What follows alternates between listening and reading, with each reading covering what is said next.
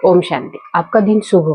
आप जो भी कर्म करें अच्छा कर्म करें और अच्छा कर्म हमेशा आपका अच्छा प्रारब्ध बनाएगी और आपका जीवन आगे आने वाला जीवन सुखमय बना रहेगा। और यही मेरी शुभ भावना और शुभकामना। आज इस वीडियो में हम बात करेंगे, बहुत लोग सब लोगों से एक ही सवाल पूछते हैं जो इस फेज में नहीं है कि आपकी शादी कब होगी। और ये सवाल जिसकी शादी नहीं हुई है या लेट हो रही है अंदर तक उनको तोड़ता है, उनको झकझोर देता है, उनको ये सोचने पर विवश करता है कि क्या मुझ में कोई कमी है। लोग ऐसी बातें क्यों करते हैं, क्यों नीचा दिखाते हैं, क्यों मजाक उड़ाते हैं, जबकि उनको तो पता है कि मेरी शादी नहीं हुई है। और ये इतना बड़ा इशू है क्या कि शादी कब होगी, और मेरे इतनी सक्सेस है, मेरी इतनी सफलताएं हैं, लोग उसको क्यों नहीं देखते हैं। तो मैं अपने व्यूअर्स को ये बताना चाहूंगी, आप एक गिलास पानी लीजिए और आधा गिलास पानी लीजिए। एक गिलास पानी की तरफ कोई ध्यान नहीं देगा, आधे की तरफ ये बोलेगा कि ये आधा क्यों है।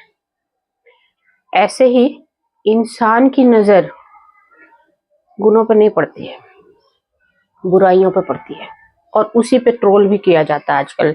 आप देखोगे किसी इंसान ने अगर एक बुराई कर दी तो उस बुराई को पकड़ते हैं, और भले वो सालों साल से अच्छा ही करता आ रहा हो, लेकिन हाँ कभी कभी एक बुराई भी उन अच्छाइयों पे भारी पड़ जाती है। पर किसी का शादी ना होना कोई इतनी बड़ी भी बात नहीं है कि आप उसके पीछे पड़ जाओ, क्योंकि भाई ये तो भाग्य में होगा तो हो जाएगा, नसीब में होगा तो कल ही हो जाएगा।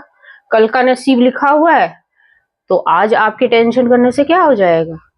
आज आप बोलोगे कब होगी कब होगी तो कुछ नहीं होगा, कल होनी होगी तो सुबह ही आपको पता चल जाएगा। तो ऐसे ही जीवन में होता है, हम सोचते हैं कब होगी कब होगी, लेकिन जब घंटी बजेगी आपकी शादी की तो उस घंटी की ध्वनि पूरी मोहल्ले, आसपास, दूसरे शहर, जितने जहां रिश्तेदार है वहां कानों में उनके पढ़ ही जाएगी और आपके पास कॉल आएगा, हाँ भाई बहुत बहुत कॉन्ग्रेचुलेशन, अरे वाह कहाँ से हुई है, अच्छा क्या करती है, ऐसे ऐसे क्या क्या करता है, ऐसे क्वेश्चंस आपसे पूछे जाएंगे। अब ये बात होता है कब होगी, फिर वही बात होती है कि कब होगी। देखिए जब प्रारब्ध होती है ना, जब प्रारब्ध बनती है तभी होती है।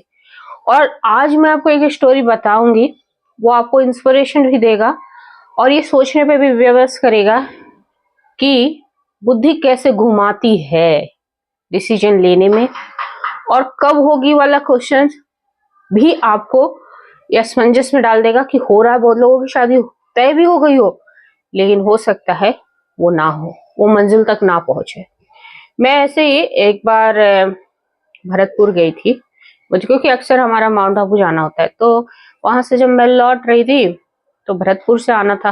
तो भरतपुर में एक बीच में ना अपना घर नाम का एक संस्था है जिसमें ओल्ड एज को रखा जाता है, वहाँ सुख सुविधाएं दी जाती है। तो वहाँ मैं एक ऐसे ओल्ड व्यक्ति से मिली जो जिसके पास पर्सनल नौकर थे, ठीक है, और उनकी सेवा कर रहे थे। तो मैंने उनसे पूछा कि ये कौन है, तो बोले ये फिजिक्स के बहुत बड़े प्रोफेसर हैं। मैंने कहा इनका कोई घर परिवार नहीं है, नहीं इन्होंने कभी शादी नहीं की।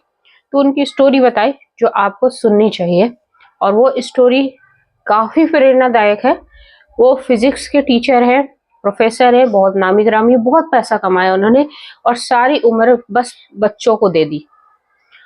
हुआ ऐसे कि उनकी जब नए नए प्रोफेसर बने तो शादी भी पक्की हो गई, क्योंकि जब नए उस टाइम में तो और पीछे चले जाओ तो शादियां जल्दी होती थी, ठीक है। तो जैसे ही लड़का अपने पैरों पर खड़ा होता था तो अच्छे अच्छे रिश्ते आ जाते थे, तो उनका भी रिश्ता आया। तो उन्होंने क्या बोल के मना किया पता है, यही तो होती है आपकी बुद्धि, जब आपका प्रारब्ध होता है, बना हुआ होता है, ठीक है, तो पहला रिश्ता जब आता है, ठीक है, वो अभी आपका कुछ लेना देना होता है तो आपने मना कर दिया कि नहीं अभी मैं नहीं कर सकता, अभी मुझे और पैसा कमाना है और बहुत बड़ा प्रोफेसर बनना है, ठीक है। परिवार वाले मान गए, उस समय उनका समय नहीं था, ये भी क्वेश्चन नहीं पूछा कि आप कब करोगे, ठीक है, आपकी कब होगी। लेकिन काफी समय होने के बाद जब उस समय 30 की उम्र के हो जाते थे ना लोग, तो अक्सर लोग सवाल उठाते हैं, आज भी उठाते हैं, लेकिन उस समय ज्यादा बातें बनती थी।